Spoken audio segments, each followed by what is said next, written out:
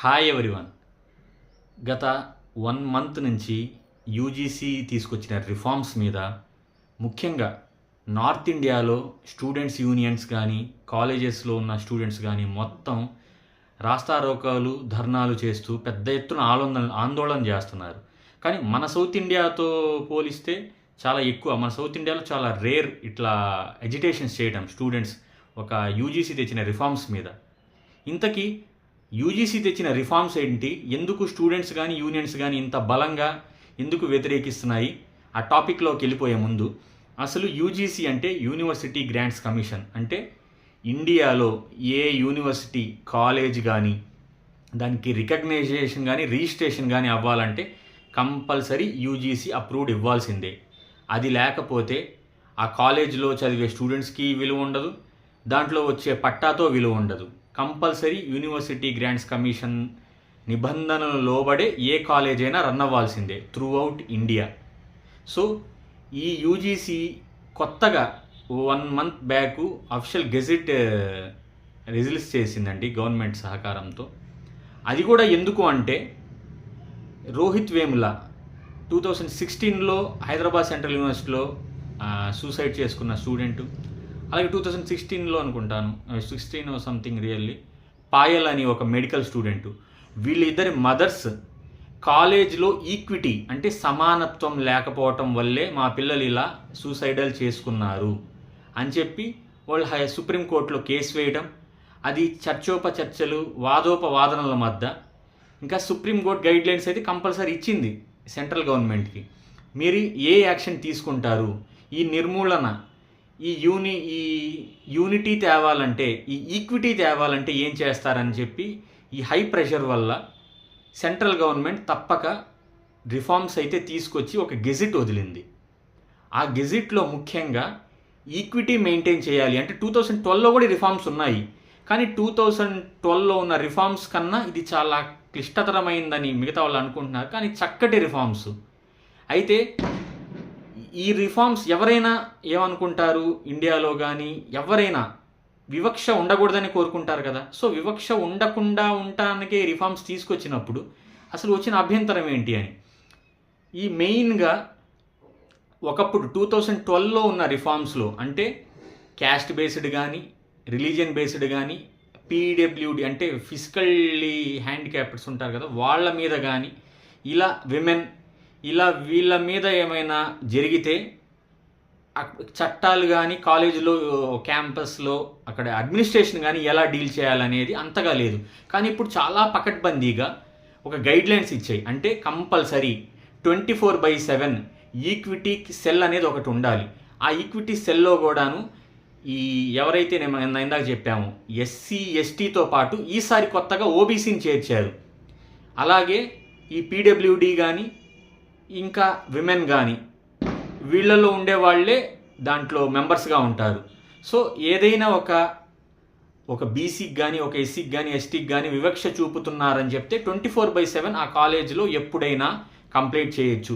అవసరమైతే కంప్లైంట్ చేసిన వ్యక్తి వాళ్ళ డీటెయిల్స్ సీక్రెట్గా కూడా ఉంచుతారు.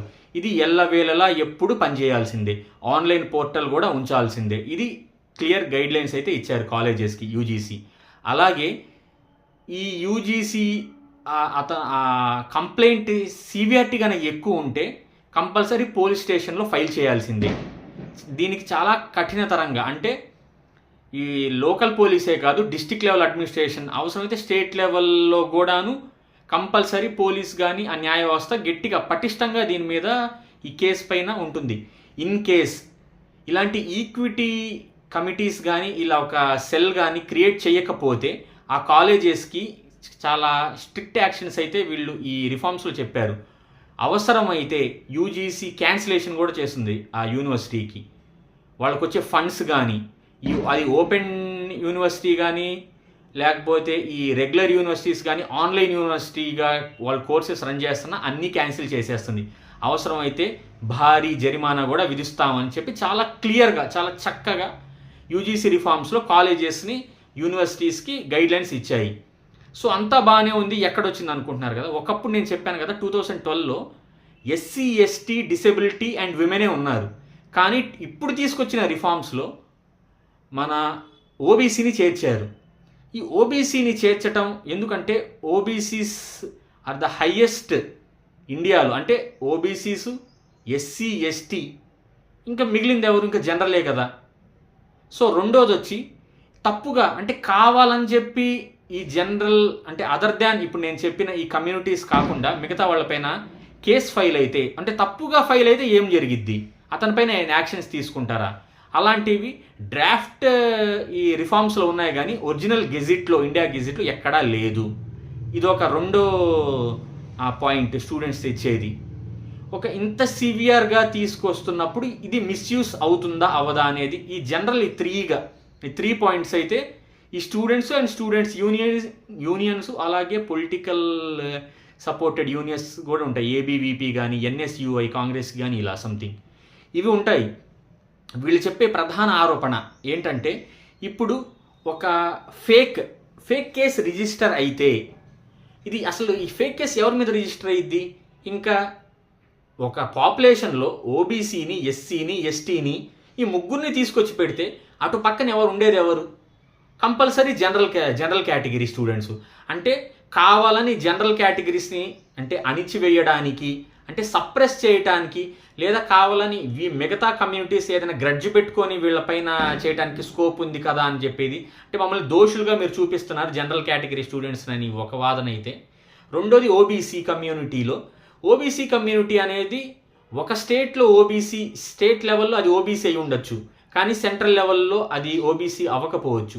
కొన్ని రాష్ట్రాల్లో జాట్స్ కానీ, గుజ్జర్స్ కానీ, అవి యాదవ్స్ కానీ యూపీలో, వీళ్ళు వాళ్ళ రెస్పెక్టివ్ స్టేట్లో అప్పర్ హ్యాండ్.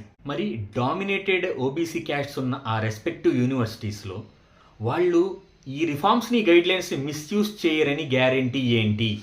ఇది చాలామంది ఎడ్యుకేటెడ్స్ కానీ లేకపోతే స్టూడెంట్స్ కానీ అడిగే మొదటి ప్రశ్న.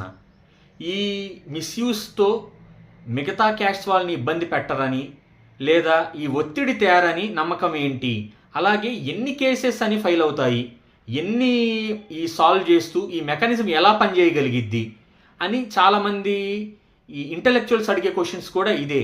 సో మెయిన్ ప్రధాన మన ఈ స్టూడెంట్ వింగ్స్ ఉన్నాయి కదా, కాంగ్రెస్కి ఎన్ఎస్యుఐ, అదైతే ఈ సరిపోవు గైడ్లైన్స్ ఇంకొంచెం స్ట్రిక్ట్ చేయమని అడుగుతుంటే ఈ బీజేపీకి రిలేటెడ్ అయిన ఏబీవీపీ డైరెక్ట్గా అపోజ్ చేయట్లేదు కానీ, ఎందుకంటే మోడీ గవర్నమెంట్ తీసుకొచ్చిన రిఫార్మ్సే కాబట్టి.